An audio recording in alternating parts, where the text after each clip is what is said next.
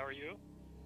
Hey, Jason, how you doing, buddy? Man, I've always wanted to talk to you. Dude, thank you. That's really nice of you. I think you were saying that you skipped like a really big meeting, so you do that. Yeah, I did. It's this big housing thing. But I'm sorry, man. I hope this is worth it then. no, this is totally worth it. First of all, thanks for sending all the questions. Matt was actually really impressed by the thoroughness. Yeah. So this should be a fun one. Yeah, I was like, every now and then we'll get, questions like in advance from people, but like this was like the first time I think for this project where I was like, yeah, these are really good questions. Like this guy really did his research. Like I'm looking forward to this. Does it make it sound like I know what I'm talking about?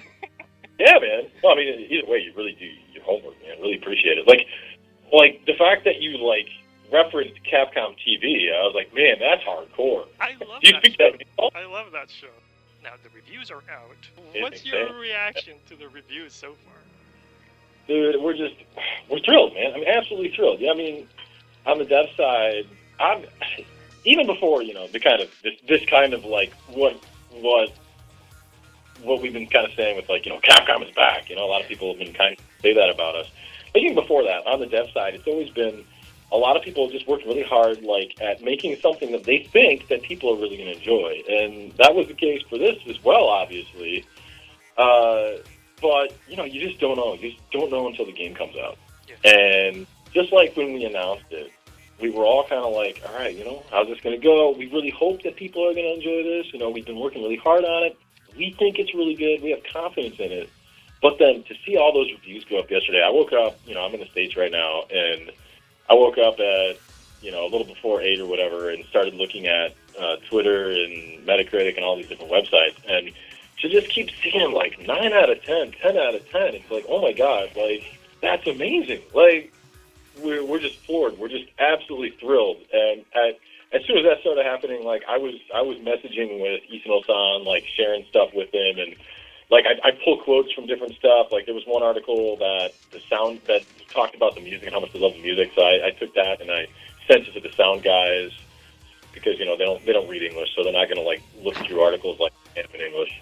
So forwarding that to different people on the dev team so they can see and kind of know that look, people love what we're doing and what you different whether you're sound, whether you're game design, whether you're a programmer, whatever. People love what you are doing. And I want you to know that. So it's fantastic, man. We just appreciate it so much, and we can't wait. Here we are, in the U.S. here. The game will finally release tonight, right? So we can't wait to see what players think now. People, actual players getting a chance to get their hands on it.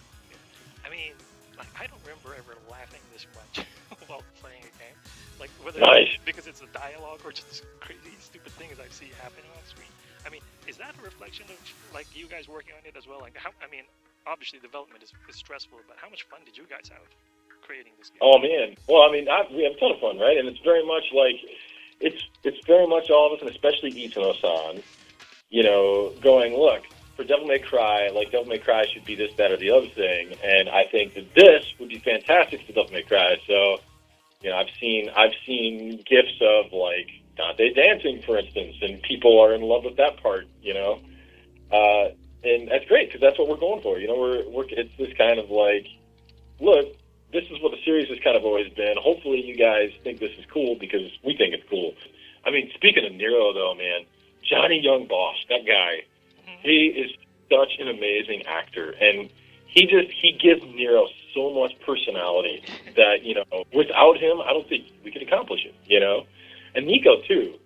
Nico, I think, was Wendy Lee, and she really brought to that character this sense that originally Nico was going to be something that she was going to kind of be a little more just kind of a badass, and that was it, just kind of a rough and tough kind of girl. But the voice actors brought this amazing comedy to it, so that there's more to her. She's multidimensional, And I think that really shows, and everybody's loved Nico for that.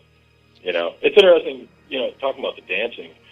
Dante's dancing there. This is a fun fact that I don't think anybody knows yet. But yeah, everybody knows that they feel like that's kind of a Michael Jackson thing. Well, in Japan, there's a link between that hat and the dancing, and there was this pop star in Japan that would wear a hat like that, and that basically copied Michael Jackson's dance move. So it's really a reference to that, and then kind of by proximity in the West, we think it's a Michael Jackson reference, even though it's not. What's the name of the pop star? Yeah, I'm sorry, I don't know. I don't know. But even Nico too, it kind of reminded me of the dynamic between her grandmother and Dante when he was like Tony Redgrave, like, because they were kind of sassy with each other too. But I like how she's different from the other characters like Lady and Trish, just as like her design. And so that was on purpose for you guys then? Oh yeah, very much so. Ito-san really wanted to. We had, especially compared to like in DMC4, the kind of new female protagonist was Kirie, right? Yeah. And Kirie was very much like this kind of like, she wasn't really on the front line. She wasn't really a character that was there to fight. She was a character that, that basically she is what Nero lives for, right? And in DMC5, Ito-san wanted a protagonist that was going to be out there.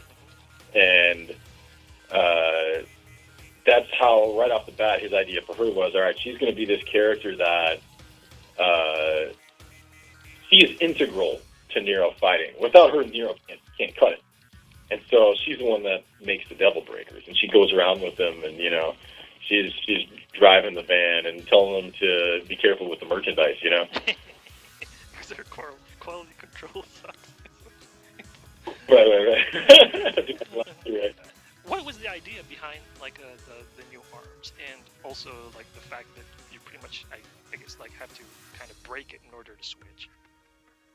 Well, it was right from the get-go. Ito-san, when he decided he was going to make a DMC5, he kind of had a couple very specific ideas right off the bat. And one of the first ones was, okay, I want to add a new character. We added a new character. We added Nero for DMC4, so I want to do that again this time, but it's got to be a character that's completely different from Nero and Dante. Otherwise, what's the point, right? Yes. So that's why he came up with V and the idea that you're going to take the portion that you protect with V and the portion that attacks with the familiars and separate those. And ideally provide kind of a new kind of gameplay, but in that same framework, because you still have the same button layout, Shadow is still a melee, Shadow is essentially your melee attack, and Griffin's essentially your ranged attack. But that was one of the things. The other thing was, he said, all right, we put all this effort into making this Devilbringer for Nero, and we became really attached to it. We think the people that play the game liked it a lot. How would they feel if we just took it away?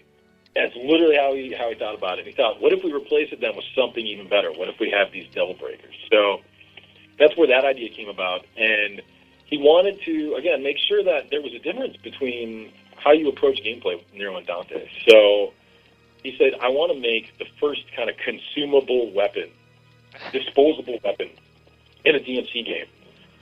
And by doing that, I think we can create this kind of gameplay where you have to think of it on a macro level. The strategy is different because now you want to, before you even go into the mission, you want to think about what's my Devil Breaker loadout going to be. I'm going to have all these different Devil Breakers that I can use. I have this many slots that I can put in there. What do I want to put in there? Knowing how the level, or assuming how the level is going to progress, and then once you're in the level, seeing them on the ground and whatnot, or purchasing them in Nico's shop. Thinking, again, kind of revisiting that thought process. Okay, here I am right now. This is what I have in my inventory. How do I want to progress through this?